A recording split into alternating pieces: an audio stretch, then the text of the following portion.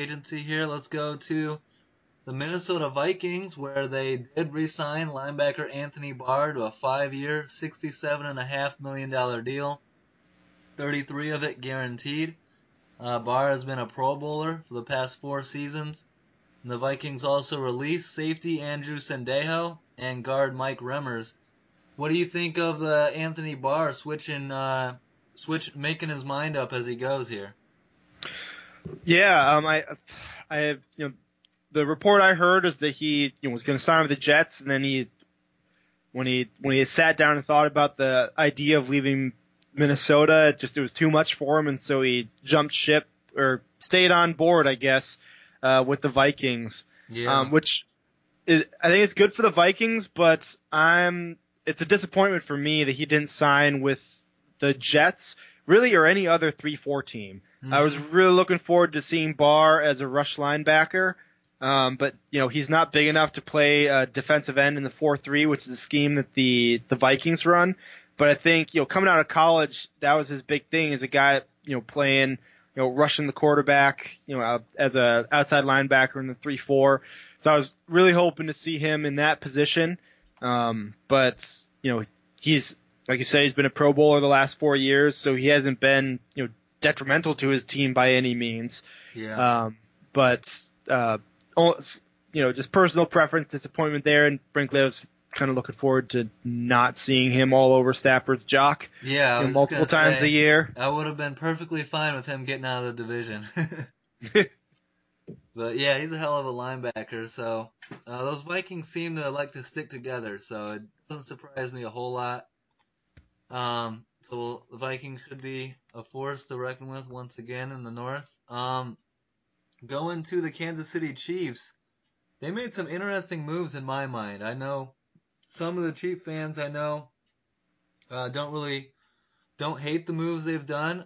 They trade away pretty much last year. Looking at this Chiefs team, they were a train wreck on defense, but the one thing that kept them alive was the pass rush. Now they've released linebacker Justin Houston rather than pay him $15 million, so that somewhat makes sense. And then they trade linebacker Dee Ford to the 49ers for a 2020 second-round pick. Ford recorded 13 sacks and 7 forced fumbles in 2018 while starting all 16 games. And the Chiefs also released safety Eric Berry. What do you think in Kansas City? They fired Bob Sutton and now have gotten rid of their 2 best pass rushers. Smart moves or no? No, I think this is Steve Spagnuolo coming in. Coming in, transitioning their team to the 4-3 rather than working with the personnel that they have.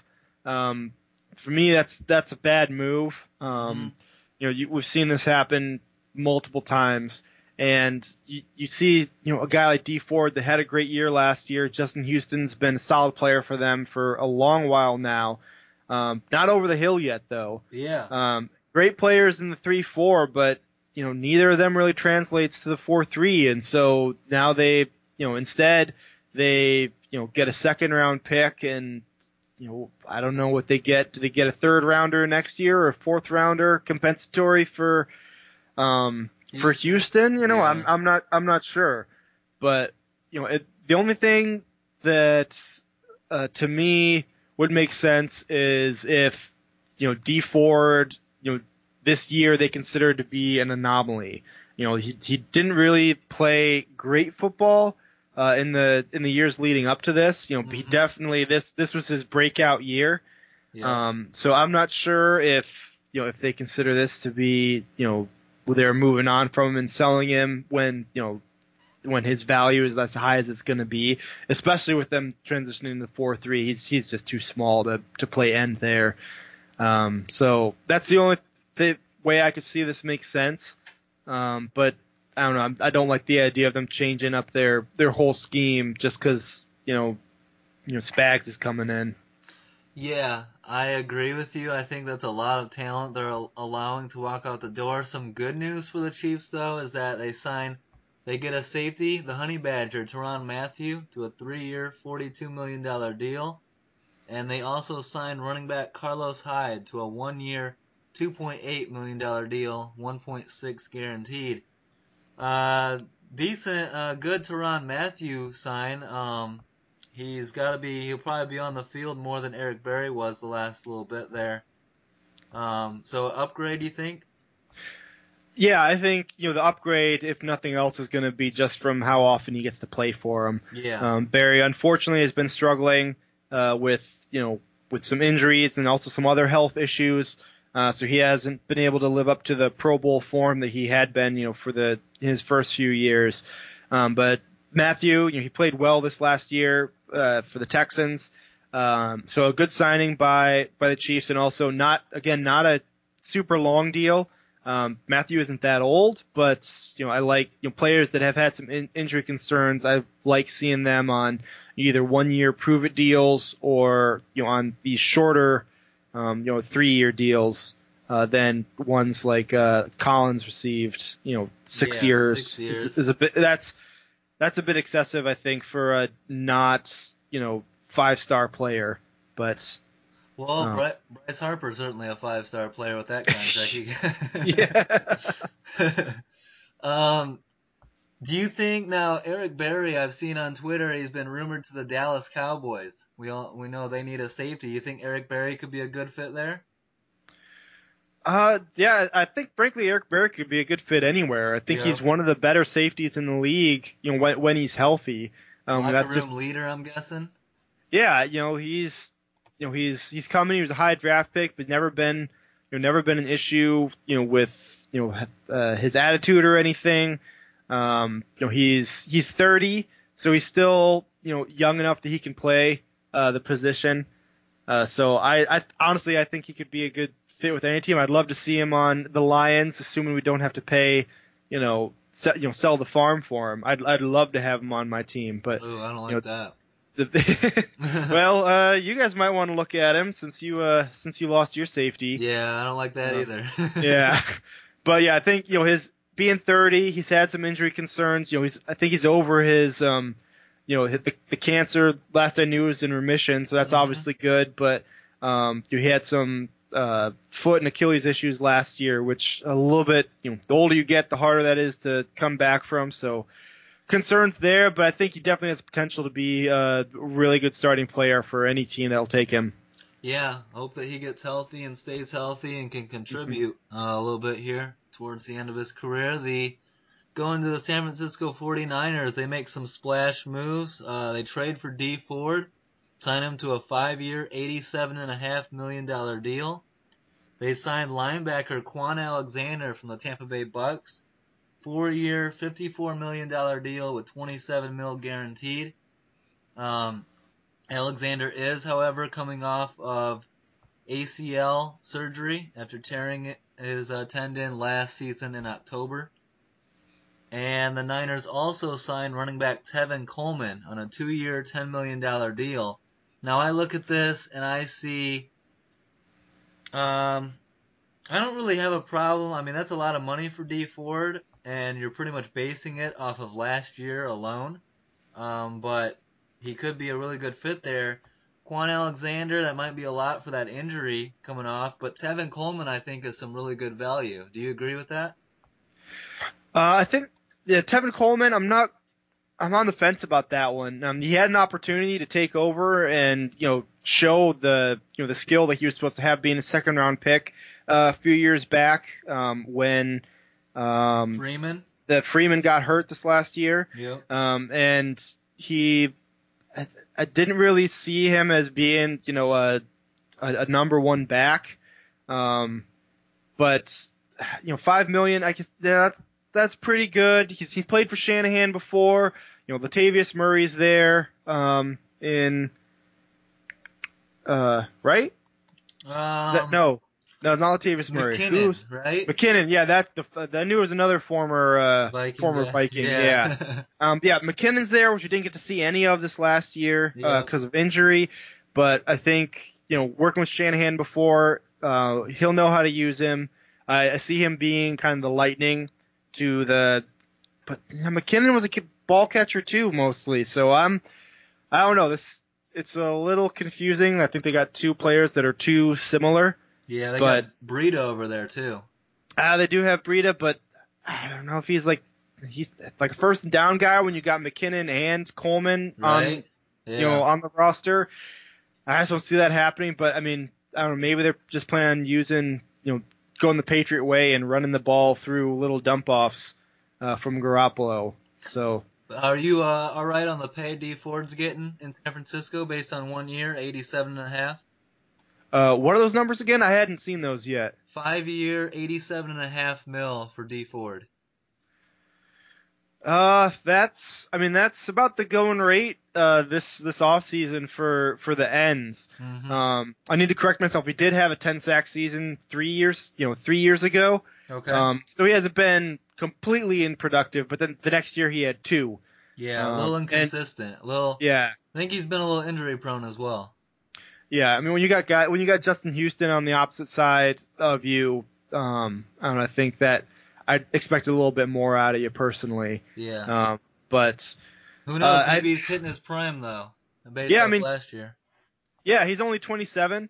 So they've got him for his prime years, and I guess if it's going to be a deal, it's going to be a steal in 2 years. Like he's going to be, assuming he keeps up this production, he's going to be underpaid by $3-4 million a year. Yeah. So it's one of the risks you take.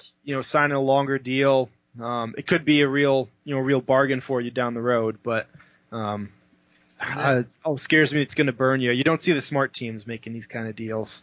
And then I know you got beef with the Quan Alexander deal. I had beef. Have beef no more. Okay. We're down to the some prime steaks here now. It's fake beef. Okay. The $27 million guaranteed and 4 years, $54 million for a guy that's had so many injuries, major concern for me. But I read an article, broke down the contract a little bit more, and it actually turns into what could be just a 1 year, $14.5 million deal. Wow. With a injury clause for the second year. So assuming that he, plays through the first year and is on the roster on April 1st of 2020, at that point, his $11 million base contract for that year will be guaranteed. But we can then assume that he will have been healthy. So this could turn into a $1 million, $14.5 million deal with only a $3 million cap hit if they cut him before April 1st of next year. So he's shown some talent. When he's healthy, he played well for the Bucks. But when you're off the field, you're not worth whatever they're paying you. So I think this is a good deal and a stout business decision by the 49ers in spending some money on, once again, a risky linebacker. They've had some issues with that, but they kind of protected themselves by adding that injury clause in there for him. Yeah, and I like Quan Alexander, and hope that he can have a healthy year, because the talent's definitely there. Yeah, for sure. Going to Tampa Bay. Let's see here. The Bucks trade wide receiver Deshaun Jackson and a 2020 7th round pick to the Eagles for a 2019 6th round pick. Eagles expected to rework Jackson's deal. The Bucks signed wide receiver Brashad Perriman, 1 year, $4 million deal, after he backed out of an agreement to sign with Cleveland. But then Odell Beckham signed and he wanted out of there. Gets about the same deal here in Tampa. Bucks seem to be bringing in some guys that worked with Bruce Arians before, especially on the defense. They signed safety Deion Buchanan to a 1 year deal. They re-signed linebacker Kevin Minter on a 1 year deal. And they released punter Brian Anger, expected to sign punter Bradley Pinion to a 4 year deal. Now, smart move to move on from Deshaun Jackson, moving him to Philly. Yeah, I think he had expressed some concern, to be out of Tampa Bay there. Yeah. We've seen that Deshaun Jackson he can make a stink when he wants to, so I think it's good just to nip this in the bud, and be able to get something for him. So it's not a whole lot, but Jackson isn't the player that he once was. So I think this is pretty good from the Bucks to be able to move up get a 6th round pick this year, essentially for a 7th when they might have been looking at cutting Jackson anyways.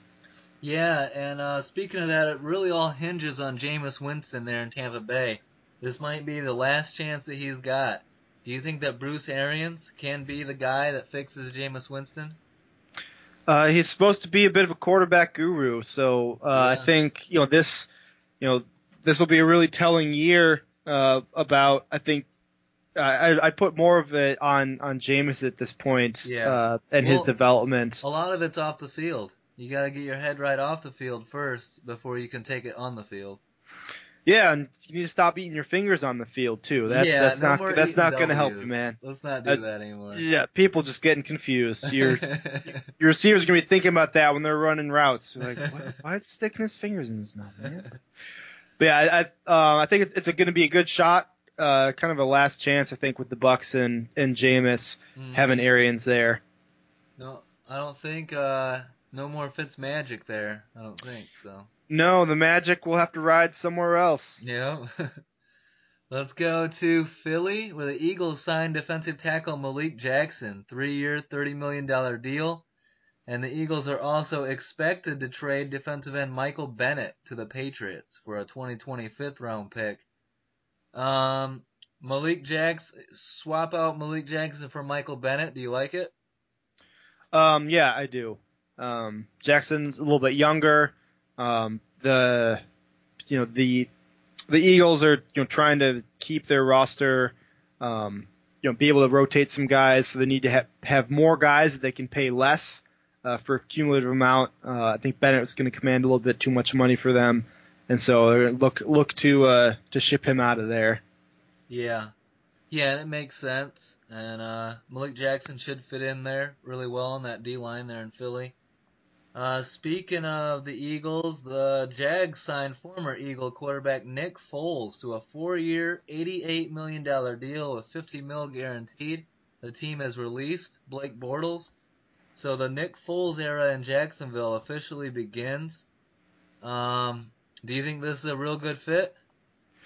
I think so. The biggest thing for me is working with John DeFilippo again, who is the coordinator. Or was he the quarterback coach? I think he was the quarterback coach for the Eagles when Nick Foles was the Super Bowl MVP, and as some people would say, outdueled the GOAT. But those people are silly. But yeah, I think this is a good fit. Nick Foles, he gets a undisputed starting job now. No more living in the shadow there in Philadelphia, and they've got some decent weapons there for him. They've got Fournette there in the running game. To help take some pressure off of him. And D.D. Westbrook, I think this could be a really good year for him, with a real quarterback throwing him the ball. Absolutely. Yeah, high expectations. I mean, if you're a Jacksonville fan, I think the signing of Nick Foles, you felt like you were a quarterback away from going to the Super Bowl 2 years ago. The expectations have to be high in Jacksonville, despite a bad year. Yeah, absolutely. I don't think that their fans are going to be considering them, rebuilding at this point. I think they still, they'd still have the talent on that roster to be able to, start contending, especially in the AFC South there. But I also want to bring up the, 4 years, $88 million, $22 million for a starting quarterback in this day and age is a freaking bargain. Yeah. I know that Foles isn't the best quarterback. But I think, you look at some of the other contracts that certainly inferior players have signed over the last few years. $22 million for a former Super Bowl MVP. That's a really good get by the Jaguars.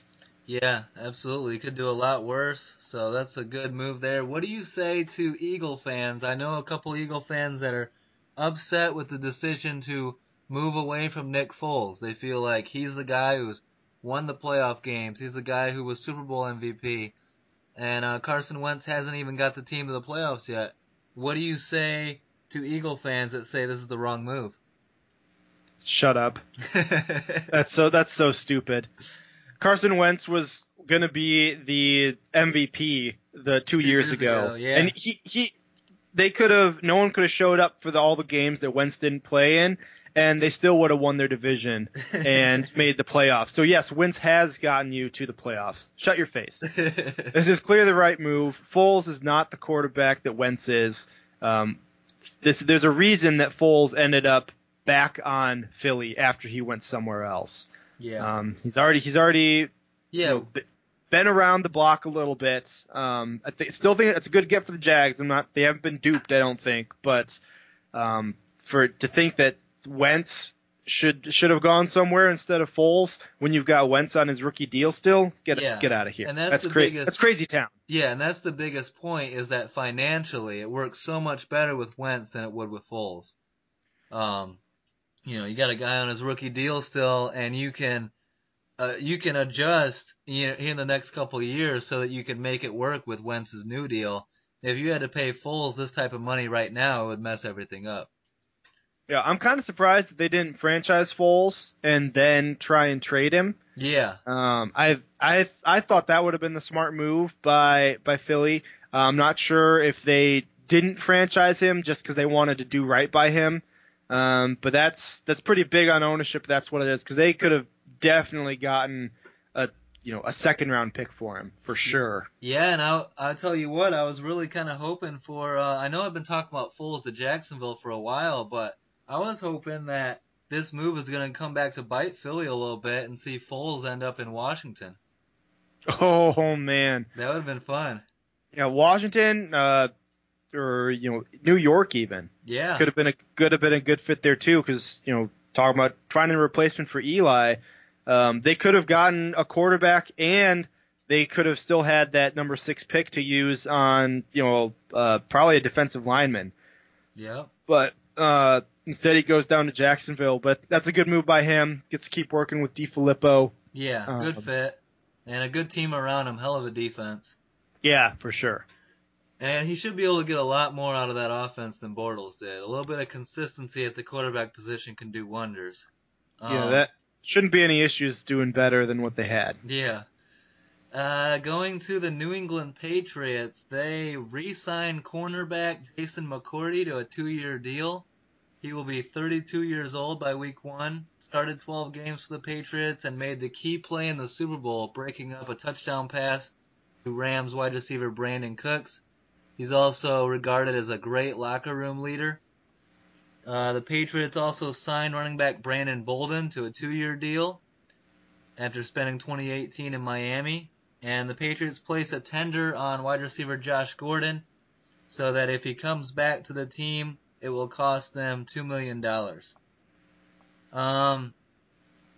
Patriots, not a lot of splash moves, but Jason McCourty coming back, probably a good move. Keep the McCourty brothers together.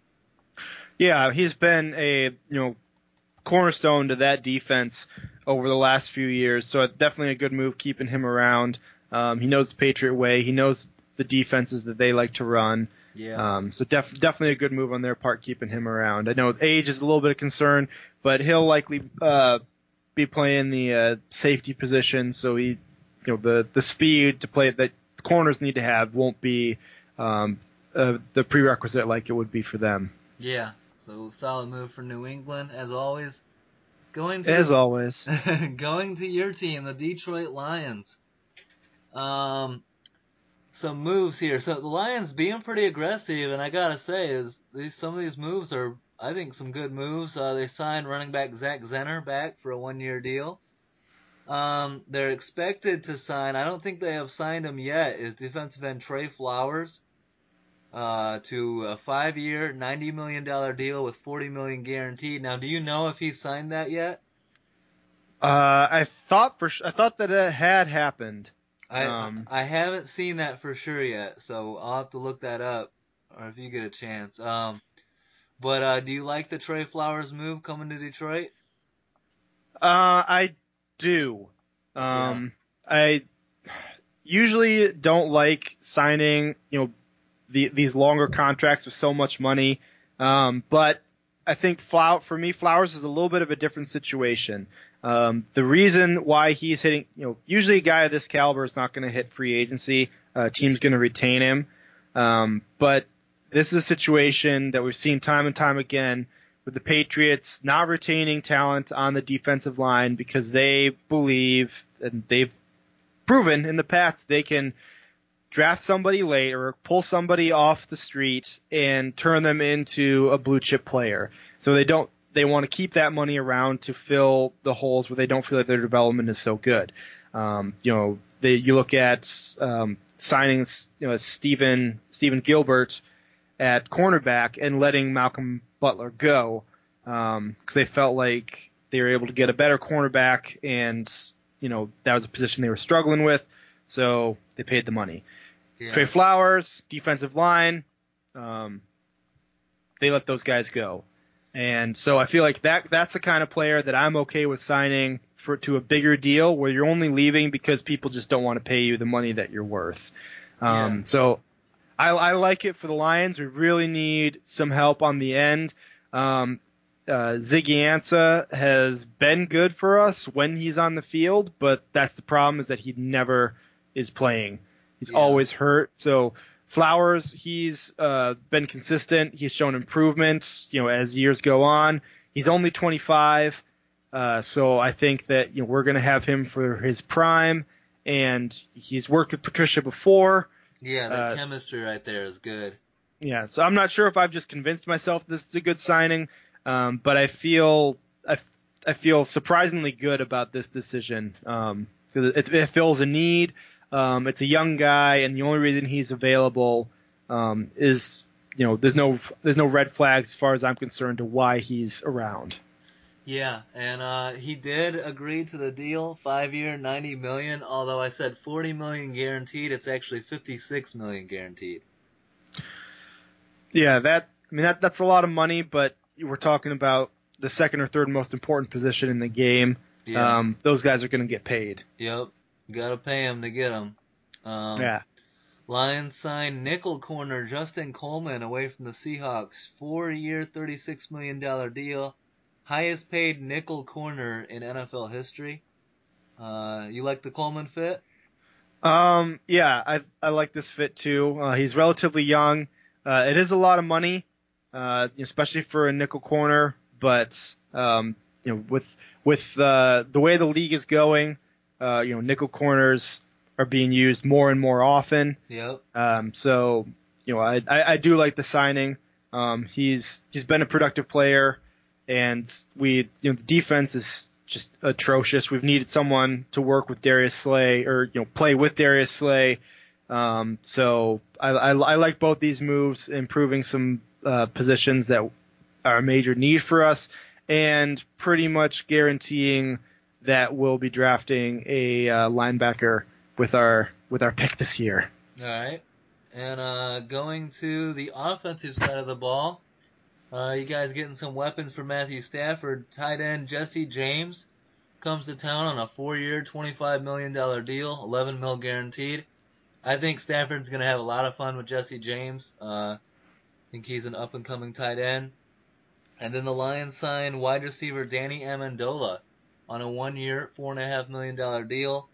A couple of these Patriots coming into town led me to post on Facebook, the Detroit Patriots. How do you feel about Jesse James and Danny Amendola? I like the James signing. I agree with you. I think he's a young, has a lot of potential, good receiving tight end. Mm-hmm. It's not something that the Steelers ever have really utilized, over the years. Heath Miller was a good receiving tight end, but he still wasn't, their most dynamic receiver on their team. He was always the, third or fourth option for Roethlisberger. So I think there might be some untapped talent there. Might be a little bit of an overpay, but if there's more potential there than what he's shown, then I think that could be a good deal for us. The Amendola signing, I think that could be good. He obviously has shown that he's been productive over the years. He's also shown that he can get hurt a lot over the years. So I'm a little worrisome there, but I really think that we saw that Stafford missed Golden Tate this last season after they traded him away to the Eagles, and Amendola can be that that safety valve for Stafford. So hopefully they can build up some rapport over this offseason, and that Amendola doesn't break his ankle or something in August. Yeah. Yeah, and I just think I agree that it's a lot for Jesse James, but I think that he's going to be one of the better tight ends that Stafford's had to play with. I really do. I think that move worries me a little bit because he could be a problem, especially in the red zone. Yeah, for sure. Detroit releases corner Nevin Lawson and releases guard TJ Lang. And Ziggy Ansah is on the way out visiting with the Buffalo Bills and the New Orleans Saints. Are you sad to see any of these three go? I'm sad to see Ansah go. I really liked him when we drafted him. A lot of potential there, a lot of raw talent, and he definitely showed that talent on the field when he was able to be there. It's so unfortunate that he had all those injury-plagued seasons. So I'm sad to see him go, but I also think it's the right move because we can't afford to pay him what he's likely going to be asking if he's not going to be on the field. I'm sad that Lang's gone too. Not so much because I had a lot of sentimental value, but he was a quality player. So it's just unfortunate to see that kind of talent leave the Lions because we need all that we can get. Nevin Lawson though wasn't a huge fan of the signing to begin with, so he didn't change my mind this last season. Yeah. All right, and let's go to a division rival, the Green Bay Packers, attacking their defense in free agency. Now they signed linebacker Zadarius Smith to a 4-year, $66 million deal. They signed linebacker Preston Smith to a 4-year, $52 million deal with $16 guaranteed. And they signed safety Adrian Amos away from the Bears, 4-year, $37 million deal. And they also signed guard Billy Turner to a 4-year, $28 million deal and released linebacker Nick Perry. Now, Zadarius Smith, Preston Smith, and Adrian Amos, those are, to me, they look like some pretty good signings for Green Bay. Oh, absolutely, yeah. Adrian Amos is a really good safety. And not only do they add that talent to their team, but they take it away from a division rival, an up-and-coming team. Yeah. So great move by the Packers front office. It sucks that he has to stay in the Lions division, but I guess if he's away from Chicago, I can be happy about that at least. Yeah. And then the Preston Smith's also a really good get. They've needed some help there at rush linebacker since Clay Matthews has declined. They moved him to the middle. Zadarius Smith and Preston Smith both could be really, really great players for them. Zadarius Smith, he had like 8.5 sacks last year. It wasn't even a full-time player. Yeah. So if he could be a, starting caliber player for Green Bay, I think he can really put some pressure on all the quarterbacks in the NFC North. Billy Turner signing, maybe not so good. Yeah. I guess if you have all these great signings, you're going to end up with a dud every once in a while. But yeah, on the defensive signings they've had over the last few years, great moves by them to shore up the side of the ball that is probably the weakest. I'd question their lack of offensive signings, especially weapons for Aaron Rodgers, but frankly, I don't think there are that great of options in free agency this year. So I guess if they had known they could have gotten Antonio Brown for a third and a fifth, they probably would have reached out. But hey, it works out for us. Yeah, I'm happy to not see him twice a year with Aaron Rodgers throwing him the ball. Man, I can't even imagine that, or Odell Beckham even. Oy. So I'm glad those guys didn't end up in Green Bay. And you know what? Keep it up, Green Bay. Don't Aaron Rodgers doesn't need those star receivers. Just keep it as is.